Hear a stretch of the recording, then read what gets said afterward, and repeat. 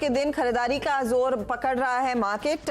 60 point ऊपर इस समय निफ्टी कारोबार करता हुआ, लेकिन हाईलाइट है कि जो मिड कैप स्टॉक्स हैं उनका आउट परफॉर्मेंस और भी बेहतर होता दिखाई दे रहा है।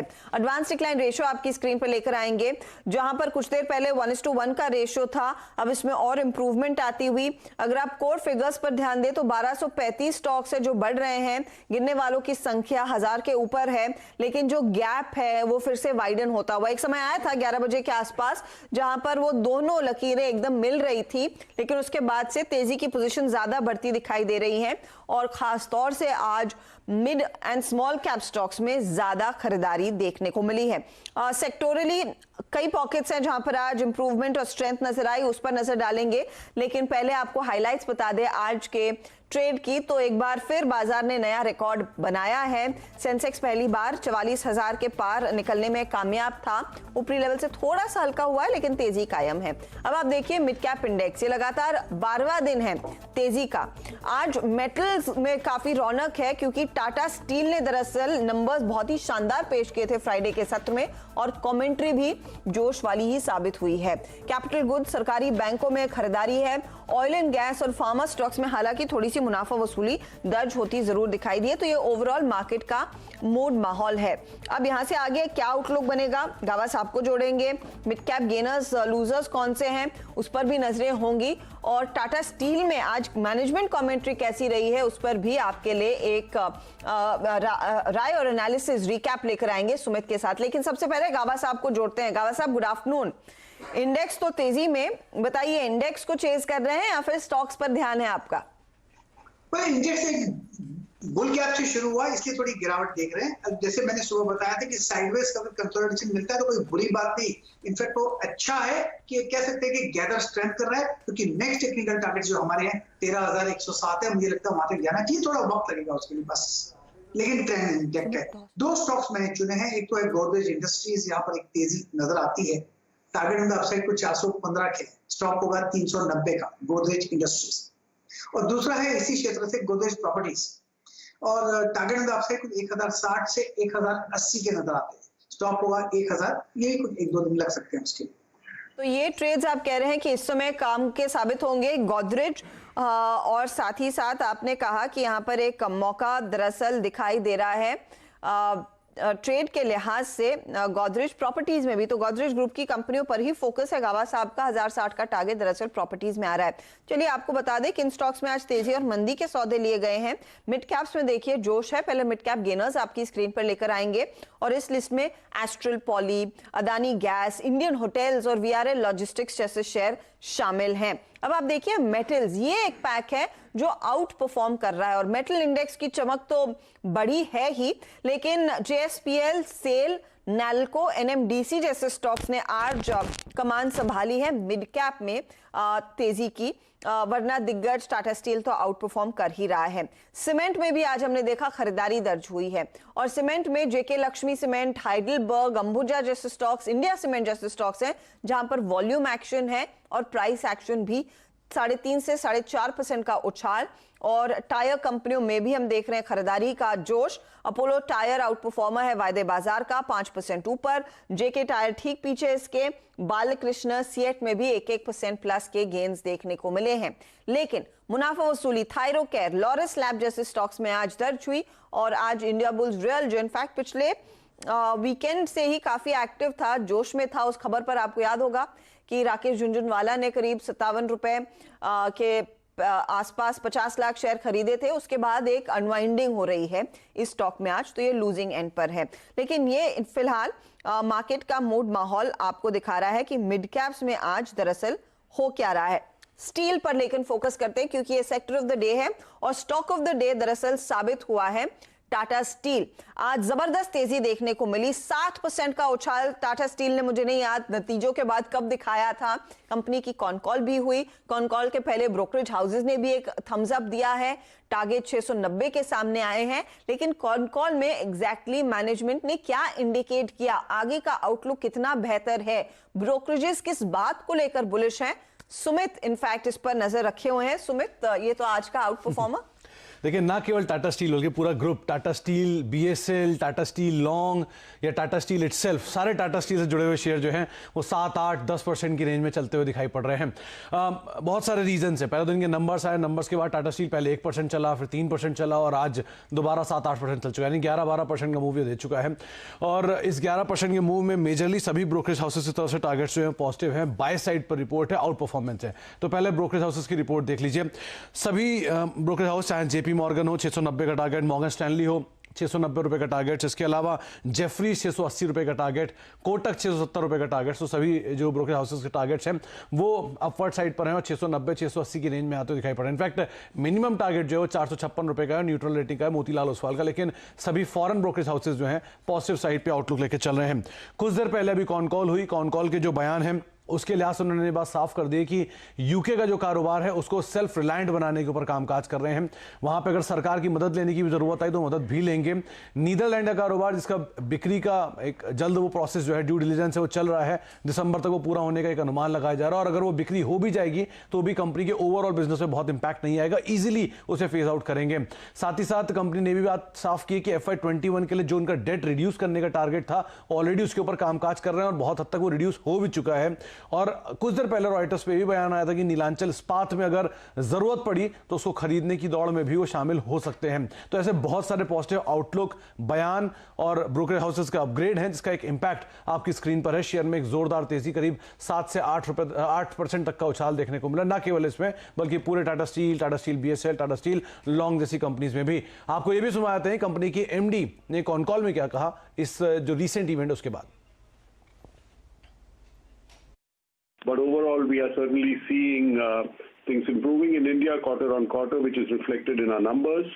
The domestic markets have been strong. Steel markets internationally have also been quite strong, supported by strong raw material prices as well as a quick recovery in demand in China. In Europe, again, recovery is happening. There is a bit of concern because of the lockdowns currently because of the COVID. But as of now, we are not seeing it impacting customers as yet in terms of auto companies and other consuming industries. You also heard about the announcement we made on SSAB. They've expressed an interest for the operations in Netherlands.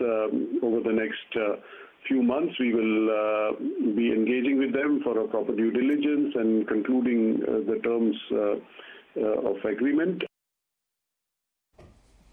तो देखिए Netherlands की deal होने के पूरे आसार ये management ने भरोसा दिलाया। उन्होंने ये भी कहा कि देखिए यूके का जो बिजनेस है उसको सेल्फ सस्टेनेबल बनाने की कोशिश है और मुझे याद है इसकी तैयारी कंपनी काफी समय से कर रही है क्योंकि वहां पर ऑफ कोर्स वो सेल हो नहीं रहा था यूके गवर्नमेंट की मदद की, लेकिन जरूरत होगी। डिमांड अच्छी खासी है और मल्टीपल सेगमेंट से अगले 2 क्वार्टर्स में दरअसल डिमांड और भी बेहतर होने के आसार हैं। गावा साहब, अब देखिए टाटा स्टील तो चल पड़ा है, इसमें क्या कोई फॉलो अप ट्रेड है या फिर इसके साथ साथ क्योंकि अगले 2 क्वार्टर्स में बेहतर डिमांड का गाइडेंस कंपनी दे रही है, आप सेल जैसे काउंटर्स, JSPL जैसे काउंटर्स पर ज्यादा ध्यान देना चाहेंगे? टाटा स्टील तो काफी हद तक दौड़ चुका है, स्ट्रेच हो चुका है, तो यहाँ पर एंट्री का मौका नहीं है। ट्रेल कर सकते हैं स्टॉक 500 का, बट ठीक है। यस, आपने कई बात सेल की, सेल में भी थोड़ा अपमूव है। यहाँ पर 39 का स्टॉप लगाना चाहिए, थोड़ा वक्त देंगे तो अराउंड 45 की तरफ जा सकता है, साइडवेज मूव होकर जा सकता है ऊपर। यस, तो सेल पर एक अपॉर्चुनिटी तेजी की है। अच्छा, 1-2 ट्रेड स्क्रीन पर लेकर आएंगे, फिर आगे कुछ और फेस्टिव सीजन में जो मूड माहौल बन रहा है उसकी बात करेंगे। इंटरग्लोब एविएशन और स्पाइस जेट, गाबा साहब सुबह में हम कह ही रहे थे कि देखिए ये अनलॉक के ट्रेड में सबसे ज्यादा कारगर स्टॉक साबित होंगे और अब मॉडर्ना की वैक्सीन की जो अपडेट आई उसके बाद एविएशन स्टॉक्स ग्लोबली तेजी में आ रहे हैं। इंटरग्लोब एविएशन सुबह ऊपर खुला फिर फिसला, अब निचले लेवल से रिकवरी आना शुरू हो गई है। मैं देख रही हूँ इस घंटे करीब 1-1.5% का उछाल। स्पाइस जेट भी 1.5% और जोड़ रहा है, 3.5% ऊपर आ गया। अगर सिर्फ ट्रेड है तो किसमें बेहतर ट्रेड है, इंडिगो या स्पाइस जेट? स्पाइस जेट अच्छा लगता है मुझे क्योंकि 55 का स्टॉप लगाना चाहिए और अपसाइड ऑन है। इंडिगो भी बुरा नहीं है, 1600 का स्टॉप लगाना जरूरी है, फिर एक 1800 के करीब ट्रेड मिलेगा। दोनों में अपमूव है, लेकिन एक मेरे ख्याल से दोनों ही स्ट्रेस्ड है, थोड़ा स्ट्रेस्ड है, इसलिए स्टॉप लगाना जरूरी पड़ेगा। प्लस लगाइए फिर ही इस ट्रेड में उतरे, गावा साहब ने साफ कह दिया है। लेकिन इस समय वो देखिए मूव जो है वो शार्प है और स्पाइक तो आना फिर से लगा है। अच्छा, एक दो और काउंटर्स आपकी स्क्रीन पर लेकर आएंगे जो इस घंटे अपनी चाल को और बेहतर कर रहे हैं।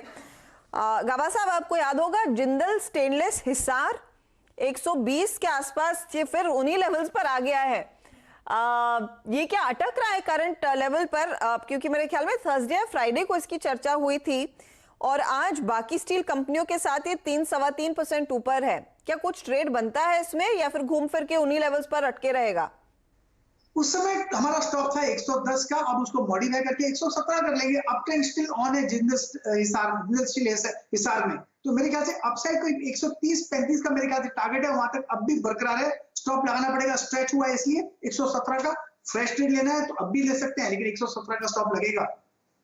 117 का स्टॉप लॉस लगाइए। स्टॉप लॉस थोड़ा सा बढ़ा दिया गाबा साहब ने और 121 पर है फिलहाल ये काउंटर। और आज वैसे भी मेटल्स में सबसे ज्यादा चमक देखने को मिल रही है। चलिए ब्रेक लेते हैं, ब्रेक के बाद कुछ और स्टॉक्स पर बात होगी। आप बने रहें सीएनबीसी आवाज के साथ।